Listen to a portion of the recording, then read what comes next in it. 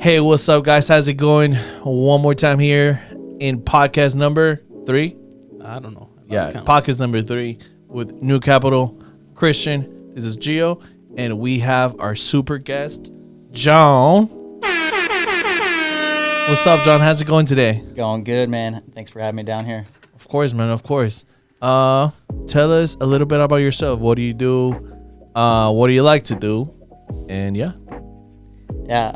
So John Constantine, originally from Florida, moved here about almost 2 years now, but been in real estate. That's how I met you guys since 2015. So I've done a lot of fix and flips, and here I moved out here because my wife, she got a contract at doing ballroom dancing in Vegas on the Strip, on the Las Vegas Boulevard. So, awesome, man. Yeah. Awesome. How do you like Vegas compared to Florida? Man, so 2 different types of extremes. You know, one's freaking humid as hell. Yeah. With the hotness. And then the other one is just, man, dry. You open up the oven and you just feel that heat, dude. It's crazy. That's a good description. But I still can't figure out which one I'd prefer, because I feel like out here I prefer, but because I grew up in Florida, like I'm just used to the humidity. And out here it's like mentally fucks with you that, you know, you're just outside, hot as fuck, but you're not sweating. So it's like what's going interesting. on? So it's like mentally you're locked in a freaking, you know, like I said, an oven. Yeah. And, you're burning. So I don't know yet. We'll see. Figure it out. Perfect. You won't get used to it. If people say, "Oh, you'll get used to it," like, no, you won't. You don't. You know, and I still think it's super hot. I've been living here for what, I think 14 years now. I still think it's super hot. I'm still not used to it. The heat still messes me up, especially when it's super hot. I get headaches. I get tired. But yeah, I actually like Vegas though. Yeah. I like it a lot. Now that I got to travel to more states and cities, the more I travel, the more I see other cities, the more I like Vegas. Nice. Yeah. Why? It's a newer city. It's a newer city. For example, I went to Dallas and Houston, and sorry for the people out there, but I didn't like them too much. I just didn't. Food was really good, but other than that, Vegas is like a newer city. I like it. I like it a lot. North Carolina is pretty nice too. What's really cool out here, like landscape wise, because it's coming from Florida, like it's all flat, so you can't see. I mean, you have the water, but if you're not going to the water every day, you're not seeing it. So out here, you go to the grocery store, gas station, you see mountains everywhere, which is sick because I'm a landscape guy. So. Oh, really? Okay. You're a landscaper? Like my ideal landscape to live in is like mountains and water. Okay. And then at night, you look up and you see like the Milky Way galaxy gases. That's where I'm gonna live. Is Hell a place like that. The Milky Way? In the Milky Way. We're just missing the water and the Milky Way here. Yeah. You didn't bring any bars? No. Not yet. Do you want to share any of the... Wait. Before... So how many... Because it matters. Like how many flips have you done? And what else you have done? So I've done a little bit of everything. Yeah, tell us about everything that you have done. Because this boy, he says, I flipped a few deals and everything. He's done it all, and he's done it at a big scale, so... Bro, when I say I flipped, bro, before. We've done what? So one time I was asking this person, like... And she already fucked it up.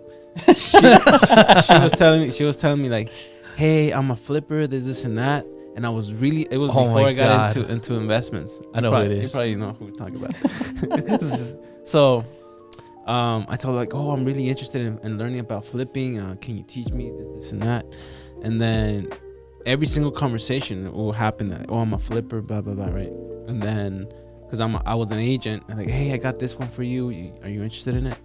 Like, we're not flipping right now. And I thought it was like, it's probably a market thing. Yeah, like it's not the right right market to flip, right?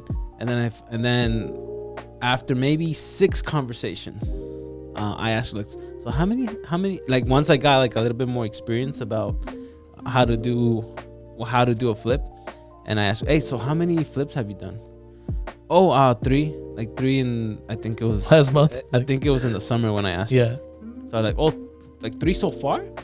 She said, no, 3 in the last 5 years. Like, are you serious? Yeah.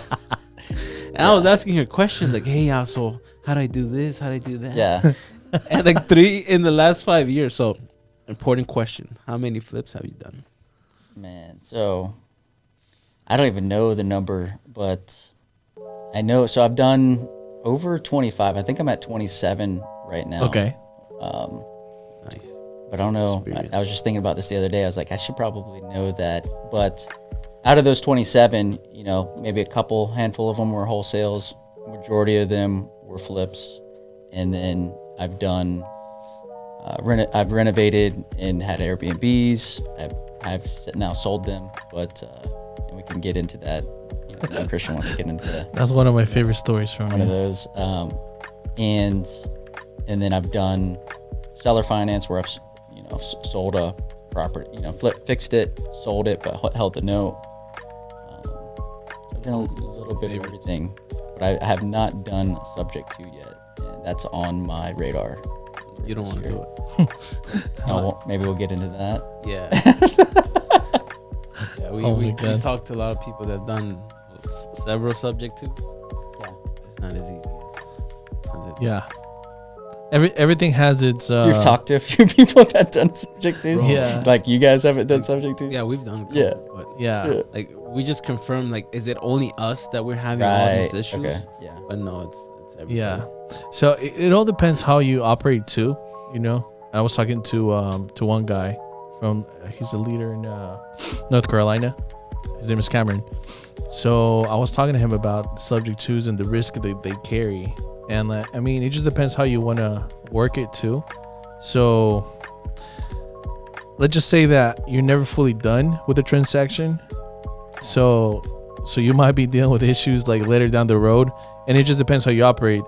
Unfortunately for me, I do care about my buyers, so I'm gonna try to And go the sellers. extra mile, and sellers. And sellers. So I'm gonna try to go the extra mile to help them out, even when there's no money involved, even when I shouldn't have to deal with it. That's just the type of person you are. But at the same time, if you do a lot of these deals, are you just gonna be like, putting out fire like for the rest of your life, right? A few years after. So that's one of the things you have to understand with subject twos. They carry risk, and that's what a lot of people do not want to touch or talk about, or like really Touch them. really touch them. Yeah, it's like social media, bro. Like you don't see the bad part about Yeah. our Oh, lives yeah. on social media. You only Yeah. see the good parts, That's right. right? Yeah. John, now talking about the good parts and the bad parts of flipping and investing, what has been your favorite or best flip that you enjoyed, or that you made a lot of money, or why did you like it? Yeah. Wow. Taking me back in time now. Yeah. Yeah. Man. Neither. The best. Yeah. None. Man, so here's the thing too. Like when I say flip, Yeah. right? A lot of the, every majority of people are talking about getting contractors, Yeah. going in there, just kind of being your own like GC, like making the project. I think this is cutting out a little bit. Those are fix and flips. So, Yeah. but you're talking about flips, like you Like this is buy something, me. you resell it immediately. No, I'm going in there. So I'm doing 99% of the work. The only thing I was not touching was like roofs. I would not, I would have a granite quartz guy come in and do countertops, but I would do basically everything else. So, How long did it take you? I mean, I would go in there, 30, it was always 30 days. 30 days it was my projection. And man, I would do all-nighters just to make sure it got done. Jesus, bro. But it really depended on on obviously how much Yeah. work was needed in the property. But Was it just you working? Or do you have someone else? Most time in the beginning for sure. You're So wild, bro. So I started out like on the foreclosure market back Okay. in 2015. I would visit there was an auction at the courthouse, bid on the properties. Some of these were like you could go outside of them, but like you couldn't really go inside of them. So some of them I had no idea what the situation looked like inside. So, but after buying them, I would go in there, renovate them. A lot of the stuff that I learned was just straight up from YouTube. Like YouTube. Yeah. YouTube University. Just that's me. And because I was in the military for 6 years, I got out. This is what I was wanted to do. My grandfather actually, he was renovating houses on the foreclosure market, so I was fortunate enough to learn how to do that from him. That's awesome. But he didn't go in there, like he would do little things, but as far as doing the flooring, and he would just subcontract everything out. And when I got a house, it was like, no, I'm going to do everything. Fast forward to today, that wasn't the best use of my time. Yeah. I was gonna ask you that. Like, were you doing everything yourself to save money or time, or why? Both. Or you just wanted to learn? I wanted to learn everything, but at the same time, like I was raised like from a very cheap father. Like dent store, flea market food, like everything. So Okay. So that's how I was raised, and that's kind of stuck with me. Like, so it's always like, hey, why am I going to pay this when I can do it? Yeah. And he's a hard worker as well. So, I'm a basically got the whole workaholic thing from him and my grandfather. Let me ask you this question. Hold on, Okay, go ahead. Just to keep going on that. So from there to now, would you change, if you could go back, would you change any of your procedures? And what would you do? So yeah, one of the things as well in the beginning was, I was told, like, definitely right in the beginning, like from just people that had experienced 08, right? From 06 to 08, when everything crashed. I've had people say like, hey, be careful, don't get into too much, right? So in the beginning, I was like, I'm not going to do this other people's money stuff, because I had my surroundings saying, like, I lost everything because I went too far into it. Leverage. Yeah. Okay. And so I've always like been extremely cautious moving forward. So I was like, no, I'm not gonna do this other people's money stuff, because I had people say like, hey, like, let me give you money. Let's do something. And I'm like, no, like I don't. So I mean, looking back now, I definitely, because I shut it out completely, right? So I would not have done that this time around, like if I did it all over again. The other thing is, after the foreclosure market, that was like kind of, it was easy. Yes, like in 2015, it just got harder, like as the years progressed, because there stopped being a lot of houses for foreclosure on these auctions. And so I went 1 year without having a house, and I was like, wow. I can't do this. There has to be another way. So I was also, while I was flipping, I was a pretty big third-party seller on Amazon.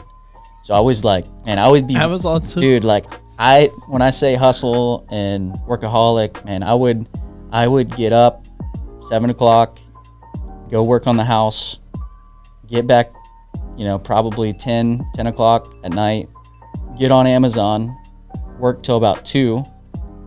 I had virtual assistants, so I was just, managing, micromanaging and seeing what needed to be done and stuff like that. And then rinse and repeat like the next day. So when I went 1 year without having a house, I was like, I have to do something different. I remember seeing, I would always see those bandit signs out there. And I asked my grandfather one day, I was like, hey, have you ever like called one of those guys before? And he's like, yeah, I bought a house from one of these people before. And I was like, did everything like work out? He's like, yeah, we made money on it and all that. Everything was good. So I was like, interesting. So I started looking up, like, what are these bandit signs? Like, how are these guys getting the houses? And that's when I found wholesaling. And it was actually Cody Sperber. Okay. Shout out to Cody. Yeah. But it was interesting. So I found him through Instagram. And it was a point in my life where I was like, man, I need to surround myself with people that I want to be like, you know, because the whole, you surround yourself, you know, your closest 5 people, if you average that, that's how much income you're making, right? So, and I was always known as, in school, as, hey, this is the guy, this guy's going to be a millionaire, this guy's going to go far, but I didn't really have someone that I felt that with. So I kind of like stopped hanging out with all my friends. And I remember going on Instagram, and I would just go to like really successful people and then follow them. And then I would look at who they were following, and then I'd follow them. And then I just kept doing that. So then my Instagram feed would always be people like surrounding myself, like virtually surrounding myself with those type of people. Okay. And It's a good hack. I remember really good. thinking that, hey, this wholesale thing. And I remember Cody Sperber was actually one of those people that I followed. And I was like, boom, there it is. Like, that's what I need to learn. So I bought his like little wholesale course. And then I'm a really big, like meshing ideas. Yeah. So I remember thinking like, well, why don't I have experience with virtual assistants. Why don't I create like a little call center? And so I meshed the whole wholesaling with the call center. So I was like one of the First. before people were talking about getting virtual assistants and calling people, like, you know, I meshed that, and I was like, oh, let me do this. So I started. I'm not saying I was the first. Oh, yeah. Grandfather of cold calling. The grandfather of vehicle. Good VAs. So when was this? How back ago? this was probably 2017. Okay. Yeah. I was gonna say like Instagram. 2007. Because you were talking about 2015. Yeah. Like Instagram was on. at that Yeah. time? Yeah. Yeah, but it wasn't like as powerful as it is now. Facebook was the thing, right? Yeah. Yeah, personal branding has become huge like lately. But back then, like, I mean, you were kind of it was still kind of brand new. People like would, I mean, I don't know if you remember, but if you had an Instagram, people would just be like, "That's kind of weird." Yeah. Or if you posted a lot, right? Right. Yeah. So, Facebook was the thing. even Facebook, I don't know. Yeah, it was like, so I stopped Facebook, and it was because I would always get into those like rabbit holes on Facebook, and then an hour passed by. I'm like, what the hell did I just do? Yeah. So Instagram on the other side was like, you couldn't really get into rabbit holes. It was just like images and people, you know, people with their images and what they would say. And Yeah. that's kind of where I just stopped being on Facebook and did the whole following the people on Instagram. But yeah, that was probably about 2017, 18. Okay. Yeah. So from then, once you started your VA wholesaling thing, how did that go? Yeah, so it went really good. It went really, really well. And I remember the first one that I got, the guy, he called back and he was like, if you're not gonna offer me, this was like in a really bad neighborhood. He's like, if you're not gonna offer me $120,000, don't even bother calling back. So Called back, right? So I called back, and I was like, "Hey, I don't know what I can offer you. I need to see the house." And he's like, "Okay, can you come over? Can you come over this day?" We set it up. I went out there, talked with him, built a rapport. I'm like, "Okay, I need to do some more research on this, and I'll get back to you." And he's like, "Do you think it's gonna be over 100?" And I was like, "I don't know, but probably not." And he said, "Well, how much do you think?" And I was like, I have to look into it, but it's probably going to be something like 80,000. And he's like, all right, well, let me know. And so I call him back later that day, and I say, yeah, 80K is all I can do, man. And he's like, all right, well, thanks anyway. And then I'm like, all right. then I get a call at like 11:30 p.m. Mm-hmm. and he's like, "Hey, let's do it." Let's go. Let's do it. Yeah. That's how it usually works. Yeah. People give up on the first no. Yeah. Yeah, so you just need to keep following up. In this case, he followed up with you. Yep. But so tell me about, did he do like any rapport building for that to happen, where he was comfortable enough to call you back and tell like, all right, let's do this, or was it like cut and dry, like just? Yeah. So I mean, in the appointment, you know, when I go, and that's why, you know, a lot of the properties that I've got, you know, I like to go in person. I like to go in person. Yeah. And I kind of got that from, because I used to sell life insurance, and That too. yeah, but it was because Yeah. I grew up like a very shy individual. Okay. So I knew if I forced myself into like something like that, I'd get out of my shell. Yeah. And it sure as hell did, you know. Like, Was that a door-to-door job? so it wasn't like, I mean, they would fill out a form that said, "Hey," it was kind of weird. The leads that we had would present it as if, you know, it was basically mortgage protection. So you buy a house. I'm sure when you guys buy houses, right? Yeah. You'll get a little form that comes in the mail. It says mortgage protection. Protect this mortgage just in case you die. Yeah. That Yeah. way your family doesn't have to. Is that what it is? Yep. Oh, So it's just life insurance. I didn't know that. Yeah, see? I had no So clue. people don't know that. So they fill it out because it says, see if you qualify or see how much. You fill it out and send it in, and it goes to a lead or an insurance company that'll call. That's or- funny. That's the I know. SEOs. Yeah. So that's kind of like, so I learned the whole, you know, rapport building, going in, like what to say, you know, just seeing stuff like in the house, like, oh my gosh, Diet Coke, Christian, dang, I wish I had one of those right now or something, like, you know, like just, you know, just finding anything and talking about it. Yeah. And having them talk about it, right? And then just building that rapport. So when I went to that appointment, it was, oh my gosh, his wife ended up being in the Philippines. Well, hey, I go to the Philippines once or twice a year. Really? Boom. Like, I think I even remember I got one of the virtual assistants on the phone.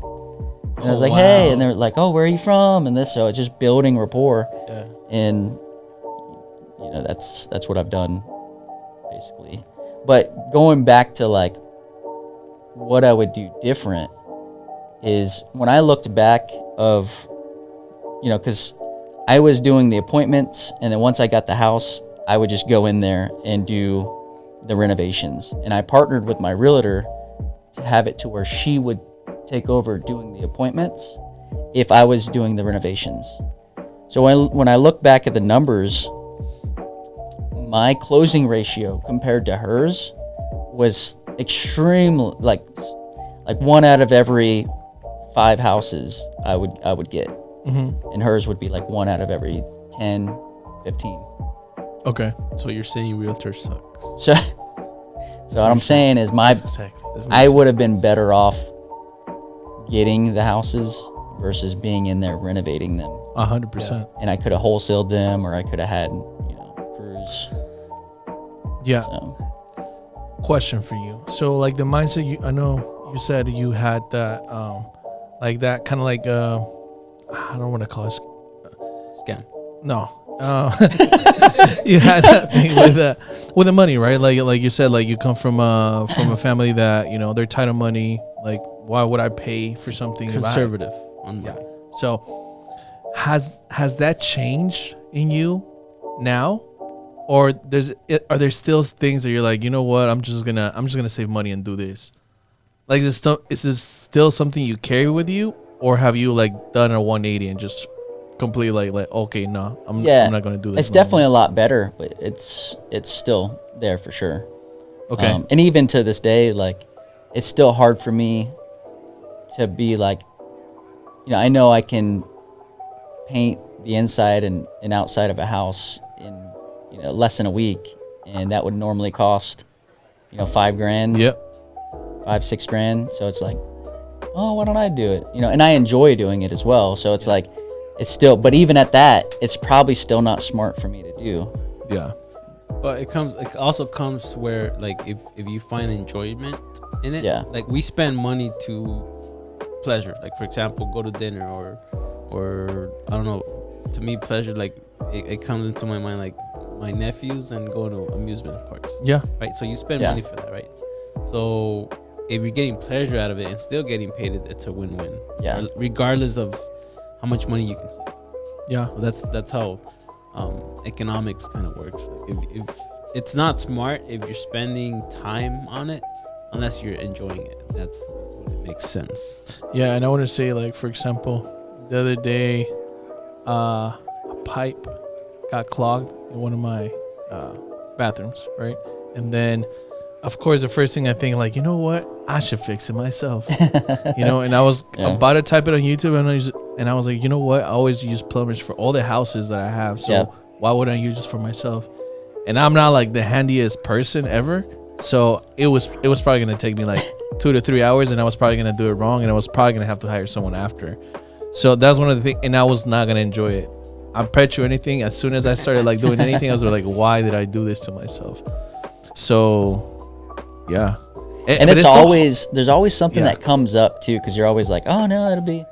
Like I remember I did that one time with the house with the painting the outside. I was like, dude, it'd take me 4 hours to paint the outside of this house, and I got it down, you know, with the sprayer, and I go set up everything. Boom, the sprayer's not working. Yeah. You have to fix the sprayer, right? And now I'm fixing the sprayer, and that took me 4 hours in itself. And then it's like, damn, like this is now a whole day thing. Yep.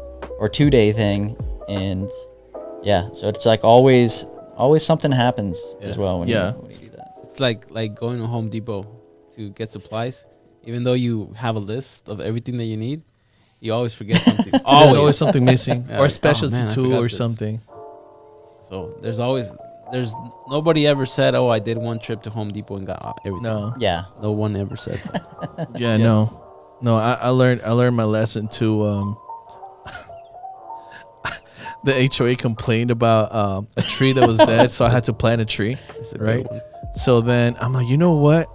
And you know, in my head, I picture myself like, you know, like those guys like just going down and with no shirt, making I'm like making a hole. I'm like, I'm gonna be a freaking plant man today, you know, like I'm gonna do this. It's in my blood. It's in my blood. Like I have to do this. Like I feel like I could do this. Yeah. So then I go to Home Depot, and the first things first, I'm like, I don't even know what tree to ask for.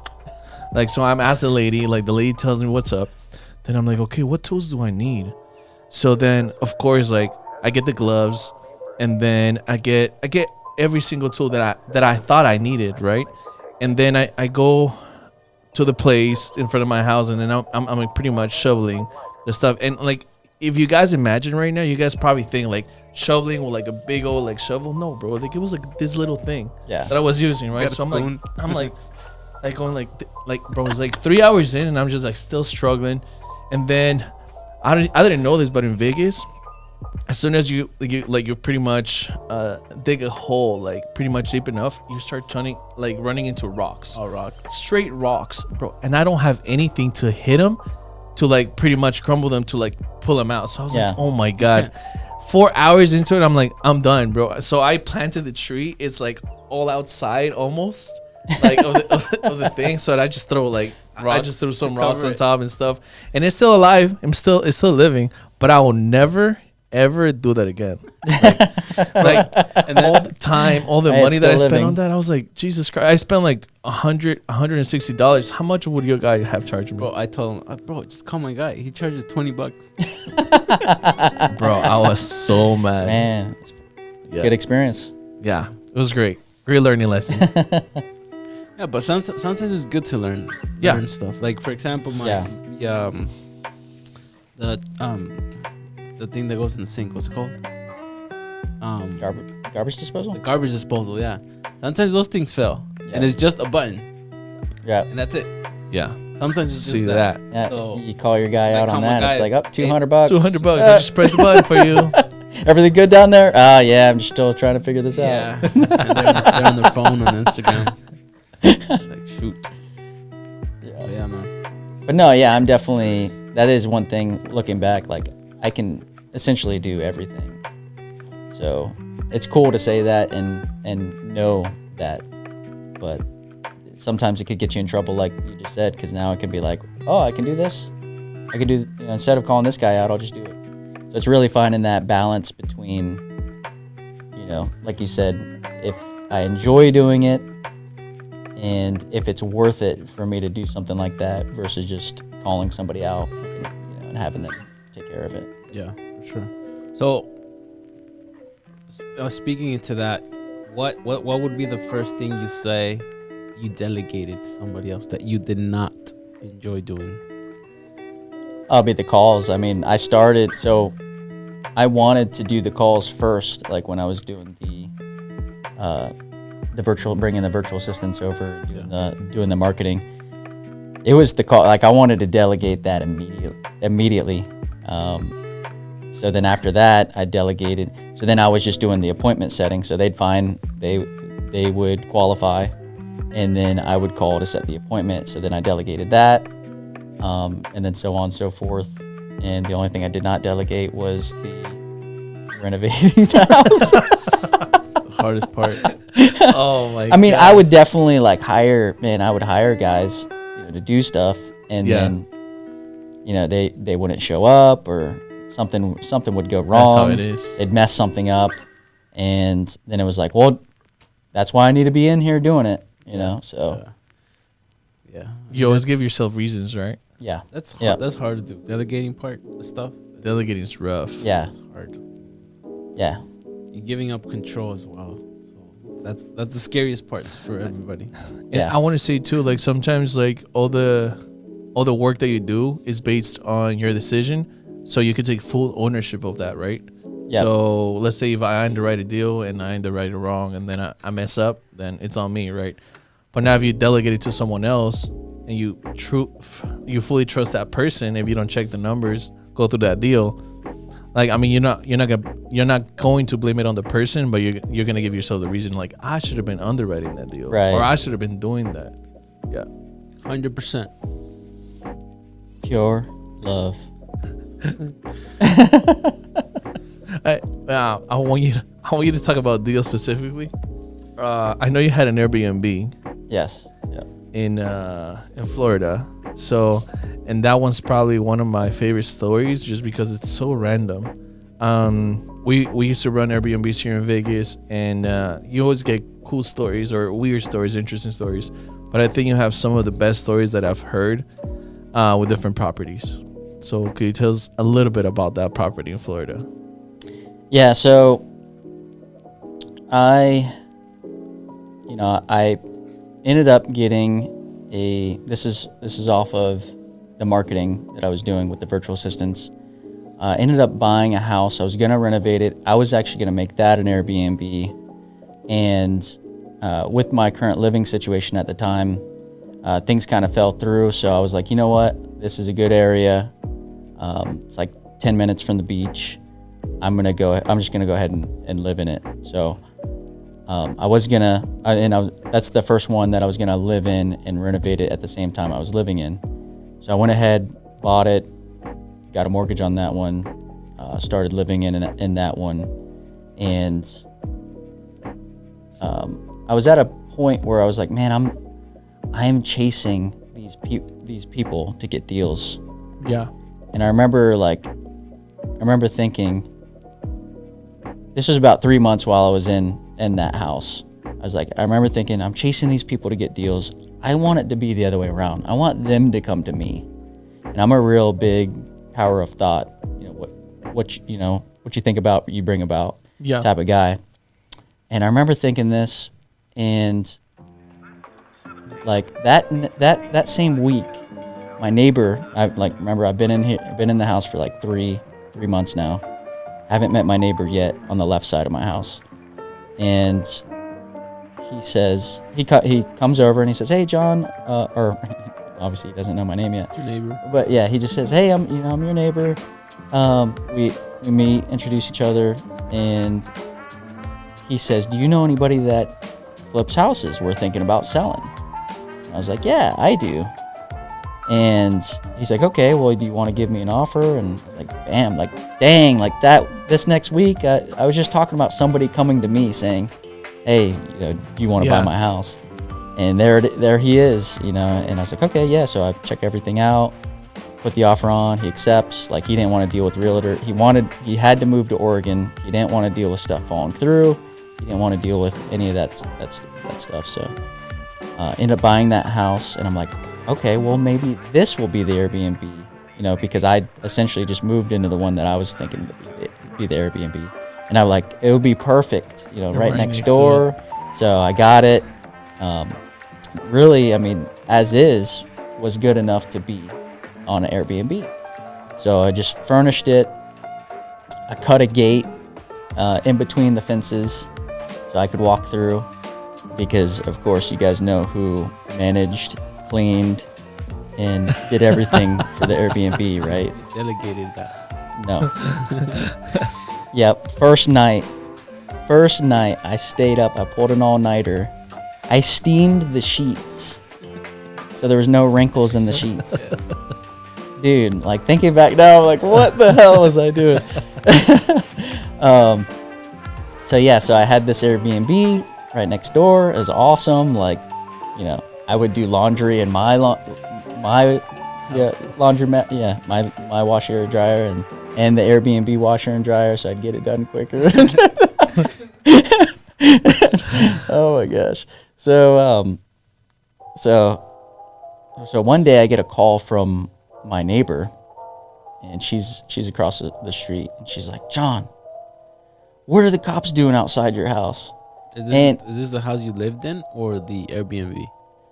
Well, she calls me, and she just says, hey, what are the cops doing outside your house? And we mess around sometimes, so like I peek out the window, I'm like, what the hell is she talking about? There's no cops out here. And then it kind of like, I open up the door and I walk outside, and I see my street is just lined with blacked out SUVs.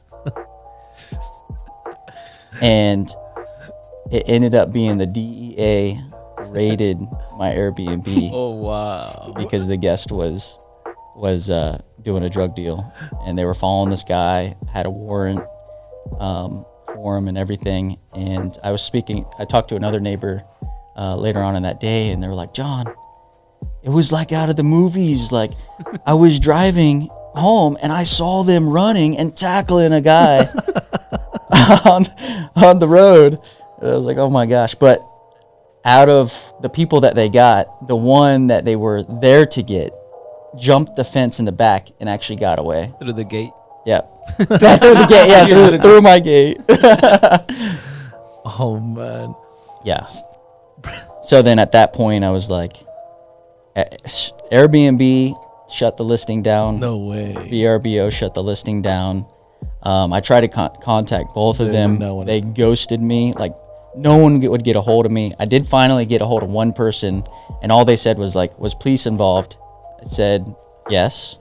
That's all they said was like, hey, was there police involved in whatever happened? And I said, yes. And then they stopped messaging me.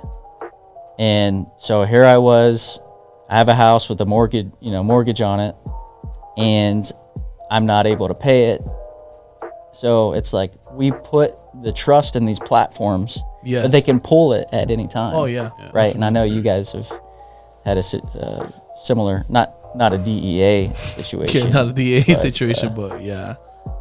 I had one time where I'm thinking they were filming X-rated videos. I mean, they like using vacation rentals. So if you ever see a video and recognize your house, what are you gonna do? Yeah, I've been trying to find them, and I can't find them. Were there any upside down pineapples involved? Oh, that's a great question. I don't know. No, I'm not sure. So there was some that would have confirmed it, right? There was like 3 girls that reserved a condo that I had. Yeah. And they reserved for like 3 nights. So, because I have a Ring camera outside, and I could see that like a filming crew came in. It was probably like 8 people. Yeah. Inside the house. I Yeah. I never knew what it was, but like, I mean, the girls were not ugly. They were pretty, and that's my first assumption. Like, they were recording. So the next day, I tell my detailing crew to go in there and just steam clean everything, just to make sure. I want my 5-star review on it. Oh, man. Man, that happened. No, there's definitely different stories for everything, you know, and I think Airbnb and has brought some really interesting stories to everyone. But the DEA and that, when you told me that, I just couldn't believe it. And of all the houses they could have caught this guy, they definitely had to like pretty much catch him at yours, right? Yep. Yeah, exactly. Yeah, pretty crazy. What else have you done, John? Just the wholesaling, the flips, and Airbnb. Oh no, he hasn't. Well, I don't want you to talk about, if you don't want to, about like the crypto thing. But I know you were involved in crypto stuff too. Like John is in everything. I didn't even know about the insurance part or the Amazon. So you've done it all. Yeah. Okay, let me ask you this question: why have you ever tried an MLM? So essentially, that life insurance company What's kind of was MLM. Yeah. Which company is it? Can you say it or no? National Agents Alliance. Okay. Heard of that one. I did kind of say I tried Primerica too. So Oh yeah. yeah. Yeah. So the structure was very like MLM. Yeah. You know, you bring people in, you get a percentage of their. Yeah. But I mean, a lot of the insurance organizations are like that. Yeah. Or the marketing organizations. I honestly don't have anything against MLMs. Like it works for some people really well. It's just another way of doing business, right? Yeah. I just don't think it's good or bad. Whatever works for the person. It's just they have bad rep because you recruit people, and I don't know if people think that it's an easy business. It's not. It's selling. Yeah. Selling is not easy, and it's not meant for everybody. So people start dropping, and they start blaming the person that recruited them in the first place. Yeah. If the product or what the company's about, if you can make money from the product alone, Yeah. like there's no issue. But if you're making money from recruiting and that's the only point of it, Yeah. That's where it that's where it's bad. What has made you try to find so many different ways to make money? What do you think? just always interested in what's out there, Okay. trying new things, getting new skills. Always, I was talking about this with my buddy the other day. It's like I don't even really listen to music anymore. It's like all audiobooks, always becoming a better person. How can I be the next version of myself? So I think maybe that's where it stems from, is just seeing that, or basically. And now a deeper question. Do you think you'll ever be satisfied? Probably not, because Yeah. there's always chance to grow. Yeah. Always. Yeah. And I think you have to be okay with that, right? Yeah. Just running that dissatisfaction while accomplishing things, and just keep on running with that. Yeah, for sure. Cool. Do you want to get to the questions? Yeah. So these questions, he picked them. So I saw one that was like, why would he pick this one? So one of the questions that you pick is like, would you travel to space if possible? Hell yeah, man. Why?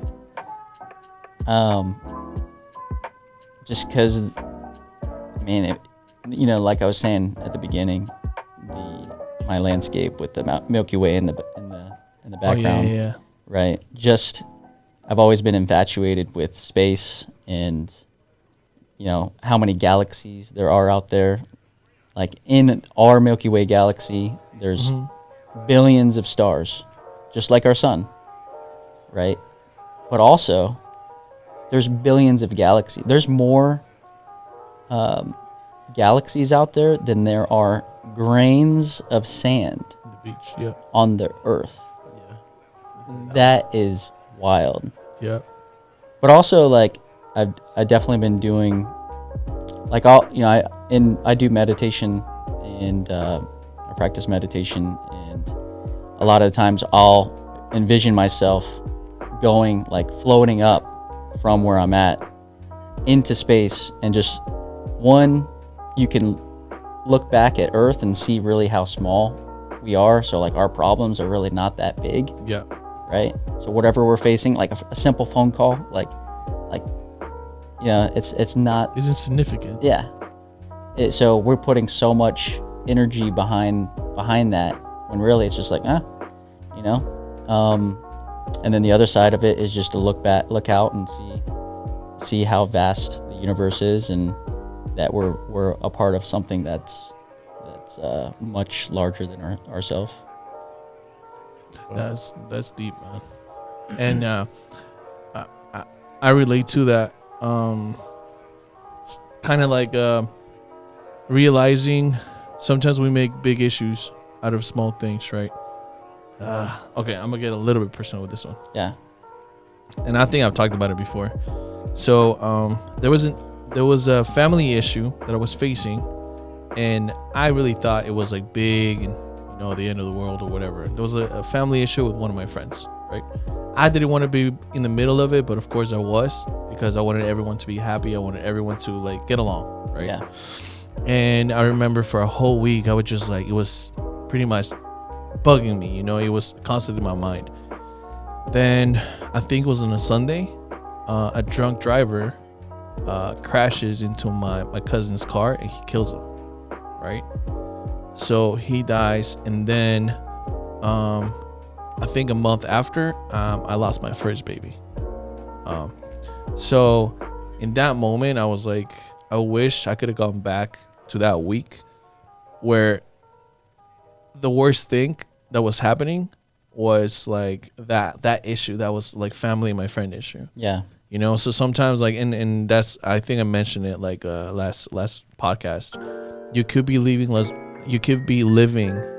your best years of your life right now. You just don't realize it. Right. So stop getting mad at retarded stuff and like pay attention to what you have right now. Be grateful. Yeah, it's deep. Yeah. Yeah. I put it black. What do you think about the thing I said last time? It was like that earth and heaven. With what the Bible says, it's what you make it. So you can create Right. your heaven. You can create your hell. So, and if you interpret the Bible that way, like it kind of makes sense. Like if you do good things, you go to heaven, but you're living in heaven, right?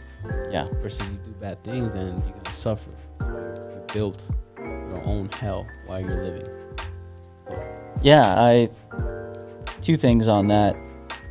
So like Einstein said, we need to ask ourselves this question: do we believe that we live in a friendly universe or a hostile universe? He said this is one of the most important questions we can ask ourselves, because it's that mindset that's going to bring about those situations. So if we believe we're in a friendly universe, then we're going to see all the friendly stuff, right? If we believe we're in a hostile universe, we're going to see all the hostile stuff. And what you focus on expands. So if you're focused on the hostile, more hostile events are going to happen to you. And that's what you're going to experience, because that's what you believe. Yeah. Talking about, I guess, peace and hostility. Let me ask you this question, and you too. So, I'm bringing it back to real estate and transactions. So there was that situation where I want to say things happen, right? Like between parties or whatever, but we never acted in a way that was hostile or bad or anything like that. But the other party was acting that way. So when someone's acting in a hostile, in a evil way towards you, how do you react? I know you're more of a peaceful guy. Yeah. Right. I know you kind of assume people are gonna act in a certain way, but in a good way, you know, that they're gonna come from like a good side, from a positive side. But it has been to my experience, and I want to say lately, most people do, not most people, but they things don't always go like that. So how do you react to those things? Yeah, I think one of something that I'm a big advocate of now is everything happens for a reason. Okay. So whatever situation we're facing, we don't know what that reason is yet. Okay. Right? And I've had events that have happened to make me realize that. You know, my very first house that I bought was actually my childhood house, and it burned down, which at that moment was the worst thing that ever happened to me. Yeah. Right? I lost everything. The only thing I had was my backpack, because I was in Jacksonville at the time with the military, and I got a text message from my neighbor like at 3:00 in the morning, and she was like, "I'm so sorry," and I'm like, "What? For what?" And she, like, it came with a picture, and I just saw the house, but it was like, I don't even remember. I couldn't make out what it was, and I was like, "What is she talking about?" But at the time, like, I lost everything. My dad's, my dad was a big Mustang collector, so he had a 69. He would collect 69, 70 Boss Mustangs. Yeah. And I had the very first car that started the collection. It was in my house. I got, it was mine at that point. And I lost all of that. But even though that was a really tough time, looking back now, that was like the best thing that ever happened to me. So in situations like that, where that's what I look at now, when anything is happening, that's what I do my best to do, right? Is, whoa, wait a second, everything happens for a reason. What is the positive in this? What could be why this is happening right now? Yeah. And trying to, hey, friendly universe type, right? Like, what is the positive in this? And it's all about alchemy, right? Turning lead into gold. So this is a hostile situation, but what's the positive in this, right? And focusing on that positive, finding that positive, and turning that lead into gold. And that's how I go about life now. So whenever those situations happen, I stay pretty calm, but it's a practice. We still grow. Like, I'm sure I'll get triggered, but I'm really good now at flipping the switch and turning it around, and like, what's the positive in this? And the other thing that I'll do now for those people is, like, I'll always, like, you always talk about like the golden rule, doing to others how you want to be treated, right? And that's my company name. That's in my company name. My grandfather instilled that in me. We always talk about like doing to others. We always want to do good deeds, and it'll come back. However, nobody really talks about like our thoughts as well, right? Right. So anytime something negative, like someone projects that on me, I turn around and I'll do my best to see them in their most ideal self or ideal situation. So even if they are talking bad about me or something like that, I'll just, boom, in my mind, I'm putting something positive in their life. Okay. And because that's a part of what really should be with the golden rule. It's like, it's not just what we do for each other, but it's our thoughts And that's for hard. each other. Yeah. Yeah. So on that same thing, like what I've been telling you before, like when something bad happens to us, Yeah. I tell them like, just wait for it. Something good is gonna Yeah. happen. Because in my mind, or I like to believe that the universe, God will balance things out. So if something bad happens to you, something really good is about to happen, because it needs to balance out. Yeah. So that's my belief on that. I've been telling you this forever. Oh man, Yeah. John, I'm gonna Listen. have to sit with myself and think about.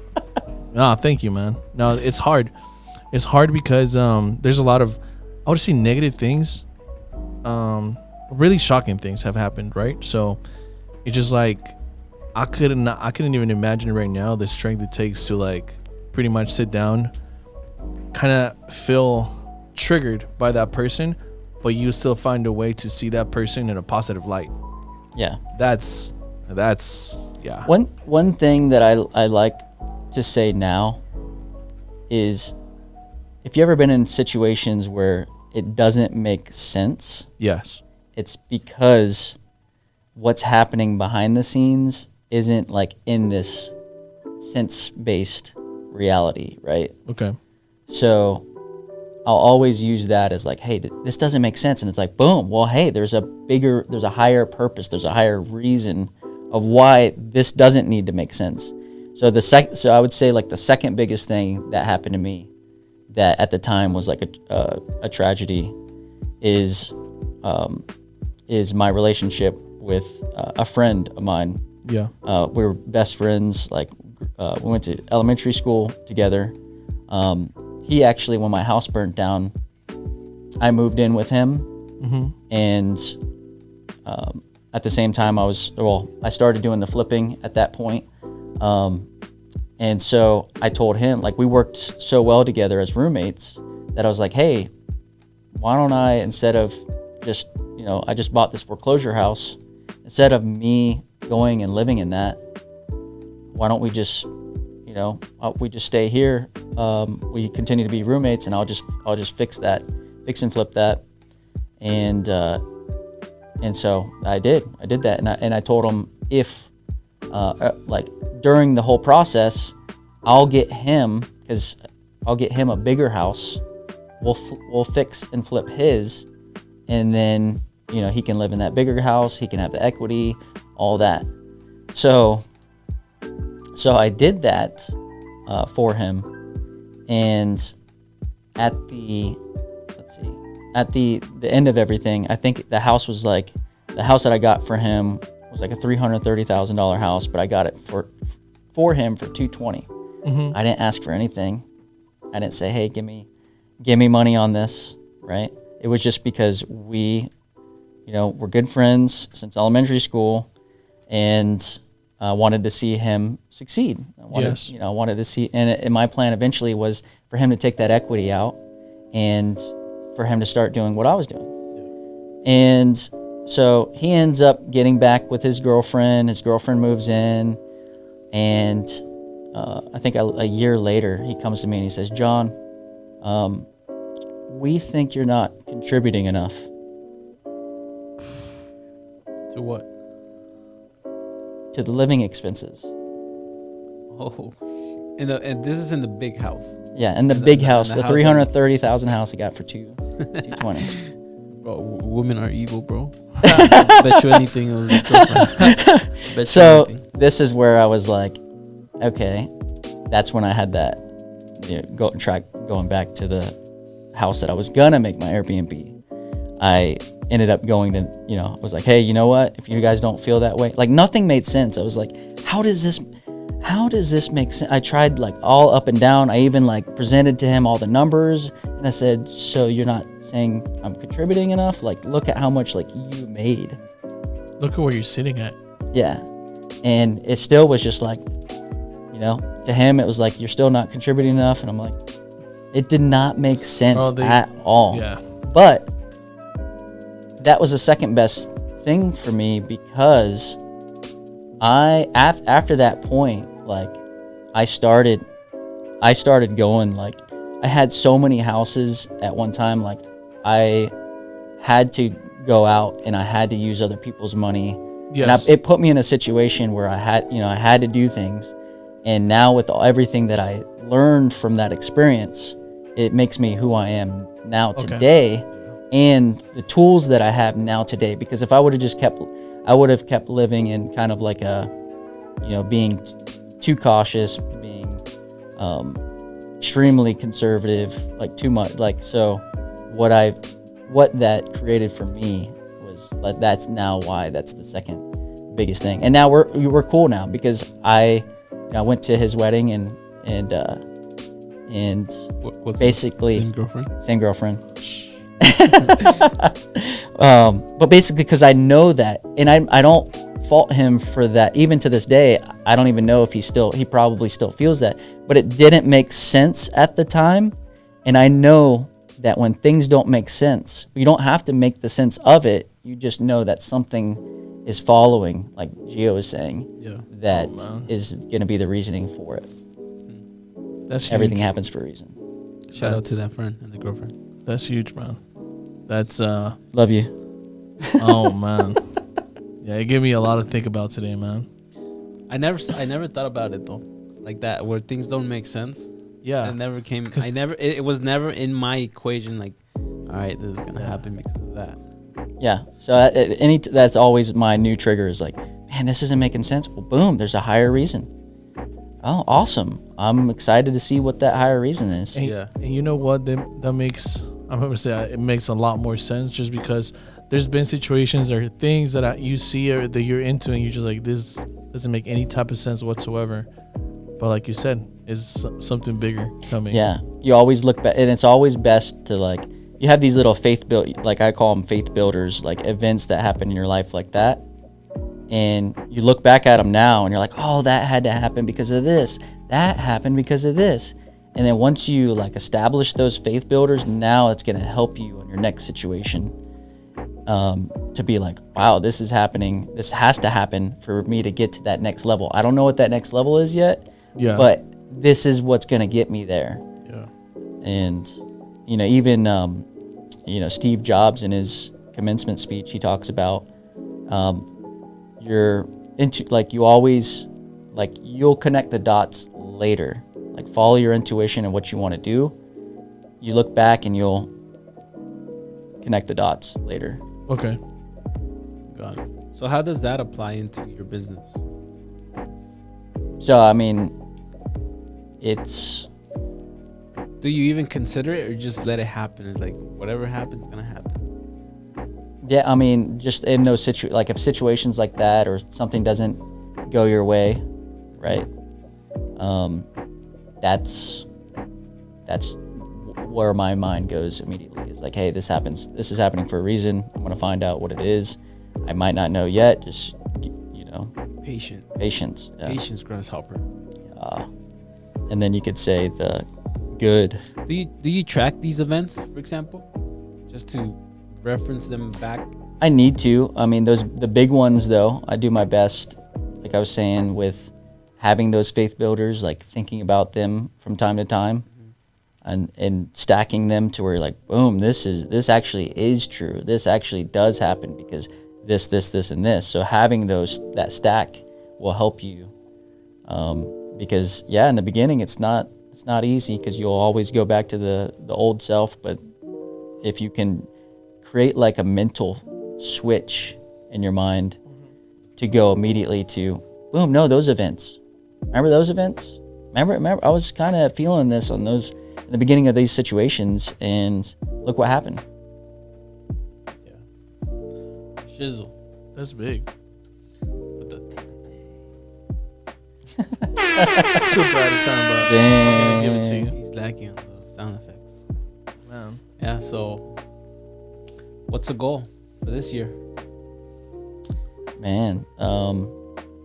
So yeah, I've been doing a lot of, I stopped for 2 years. I stopped buying, just the market. I was like, hey, I've been told about this whole time. Like, this is it. This is going to be the drop.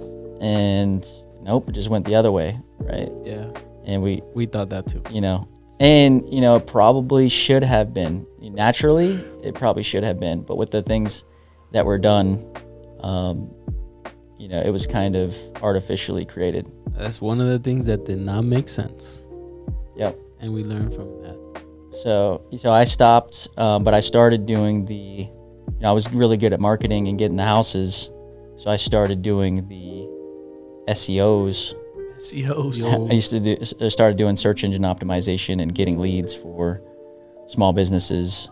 And now I'm meshing that with the real estate. So at the same time I was building all that, started building the websites for my real estate, and that's starting to pick up right now, as you guys know. Yeah, so that's what we know. Do you do you provide these services to other people? Like, can other people reach out to you Yeah. for that? Like for, I don't know, leads or websites Yeah, so- or that? Yeah, so we'll do leads for small businesses as one service, and as long as we're able to, like we'll tell you, depending on our research, if we're going to be able to provide those leads for you.